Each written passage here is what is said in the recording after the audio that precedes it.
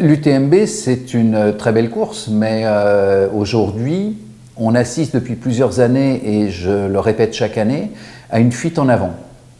C'est-à-dire que chaque année, les organisateurs, ou plutôt la structure commerciale de l'organisation, puisque c'est quand même du business, l'UTMB, c'est pas de la course en montagne et du sport, inventent une nouvelle course et pour ajouter quelque chose. On est à une période où la nature, elle est en train de rappeler que c'est elle qui décide. Une période de sécheresse, une période de chute de pierres, et je crois qu'il n'est pas raisonnable qu'on continue en ignorant tout ça, en continuant à faire la fête des Lumières, à la fête... Ouais, l'UTMB est une très belle course. Les courses de l'UTMB sont de très belles courses. C'est un peu trop aujourd'hui l'aspect commercial qui me fait réagir, parce qu'on est à un moment où effectivement il faut qu'on devienne adulte. On n'est plus dans une dynamique du no limite, on exploite au maximum et on s'en fiche un peu des conséquences. Par exemple, l'UTMB, qui se veut éco-responsable, a encore fait des films en utilisant des hélicoptères, alors qu'il y a des drones. Donc voilà, je crois qu'il faut maintenant que les élus sachent où ils veulent aller, quelles sont les limites. Et moi, je le dis pour tous les sites surfréquentés, il n'est plus acceptable en France et dans le monde d'avoir des organisations sans fixer les limites et sans connaître les conséquences sur le milieu naturel. Alors, ce n'est pas une novation, c'est vrai qu'aujourd'hui, la nature, elle nous rappelle cette obligation-là, mais on ne peut pas taire les choses. On ne peut pas faire comme si demain, ce sera comme il y a 5 ans, il y a 10 ans. Donc oui, l'UTMB est une course, est une organisation et une course importante pour le pays du Mont-Blanc, mais non, pas dans n'importe quelle condition. Et donc vos préconisations alors pour les années à venir? Je crois qu'il faut arrêter cette fuite en avant d'inventer une nouvelle course. On invente une course pour soi-disant une année faire plaisir aux organisateurs et leur permettre de courir.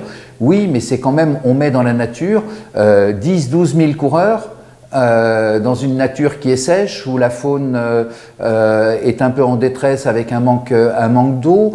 Voilà, il faut arrêter de faire ça, il faut recadrer les choses. Et puis, il n'y a pas que l'argent dans la vie, quoi.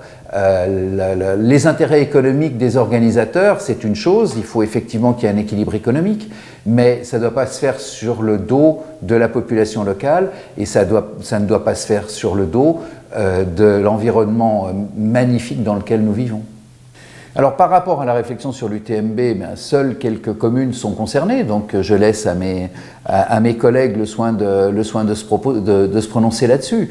Par contre, je rappelle que je suis à l'initiative en tant que vice-président du département de la Haute-Savoie et président de la communauté de communes, d'une volonté marquée des maires de ma communauté de communes de diminuer l'impact des humains dans la nature. Donc on est en train de réfléchir à arrêter, par exemple, de se dire j'ai X kilomètres de chemin VTT, X kilomètres de chemin piéton. On va au contraire diminuer le balisage pour éviter que des gens qui viennent chez nous et qui ne connaissent pas le territoire, eh bien, soient emmenés n'importe où dans le territoire et deviennent des éléments dérangeants.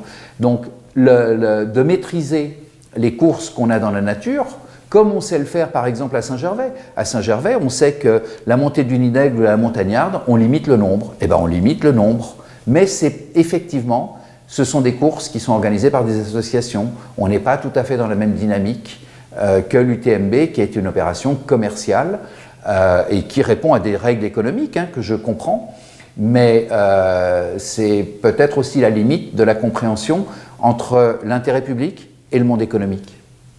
Et aujourd'hui, il y a des discussions avec les organisateurs de l'UTMB? Non, pour l'instant, il n'y a pas de discussion, mais ils ont besoin d'autorisation chaque année pour faire les courses. Comme par exemple sur la PTL, ils ont eu besoin d'avoir une dérogation pour passer dans le périmètre de l'arrêté de protection des habitats naturels, l'APHN, qui permet aujourd'hui de protéger le Mont Blanc après mes 17 ans de combat en solitaire où j'ai dû lutter contre tout le monde pour obtenir la protection du Mont Blanc.